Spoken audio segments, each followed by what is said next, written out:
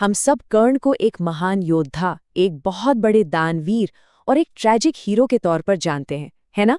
लेकिन आज इस बातचीत में हम उस महान योद्धा के पीछे छिपे हुए इंसान को देखने की कोशिश करेंगे, उसके मन की दुनिया को समझेंगे। तो चलिए, इसी एक सवाल के साथ इस कहानी में थोड़ा और गहरा उतरते हैं।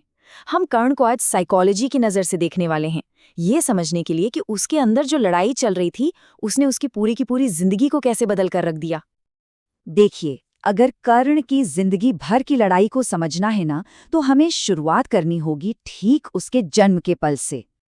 जरा सोच कर देखिए, एक नए जन्मे बच्चे के लिए ये कितना बड़ा साइकोलॉजिकल झटका होगा। सेफ्टी, अटैचमेंट, प्यार, जो सबसे बेसिक जरूरतें होती हैं ना, वो उससे पैदा होते ही छीन ली गईं।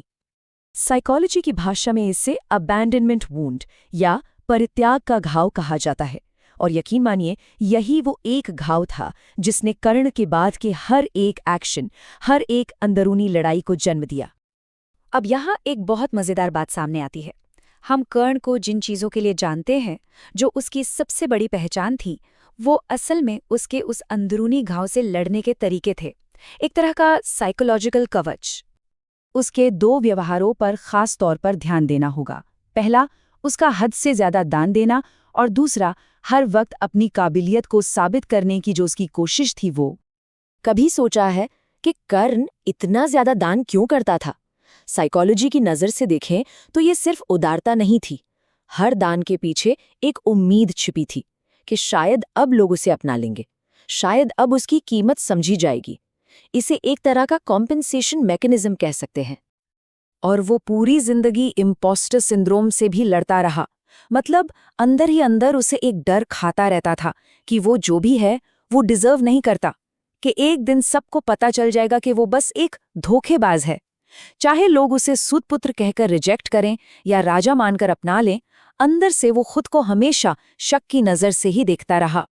उसका जो मशहूर कवच कुंडल था ना, वो सिर्फ शरीर को नहीं बचाता था, वो असल में एक साइकोलॉजिकल शील्ड थी। उसके अंदर जो एक घायल बच्चा था, उसे बचाने के लिए जब भी कोई अपमान करता तो वो फौरन अपनी उपलब्धियां गिनाने लगता था, मानो कह रहा हो, देखो मैं भी कुछ हूं। लेकिन कमाल की बात है, यही कवच आखिर में उसकी सबसे बड़ी कमजोरी बन गया। चलिए, अब इस पुरानी कहानी से निकलकर आज की दुनिया में आते हैं। देखते हैं कि कर्ण का ये जो साइकोलॉजिकल पैटर्न है, वो आज हमें अपने आसपास कैसे दिखाई देता है। आपको आज भी कर्ण कई रूपों में मिल जाएंगे।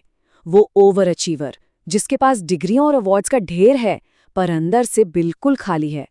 वो पीपल प्लीजर, जो सबकी मदद इसलिए करता है ताकि उसे वैलिडेशन मिले। या फिर वो एंग्री यंग मैन, जिसे हमेशा लगता है कि पूरी दुनिया उसके खिलाफ साजिश कर रही है। और इन सभी किरदारों के पीछे की वजह एक ही है, वही पुराना पैटर्न, बचपन का कोई घाव जो बड़े होने के बाद भी दुखता रहता है। तो सवाल ये उठता है कि क्या इस तकलीफ का कोई इलाज है? अगर कर्ण आज हमारे बीच होता तो एक साइकोलॉजिस्ट उसे क्या रास्ता दिखाता?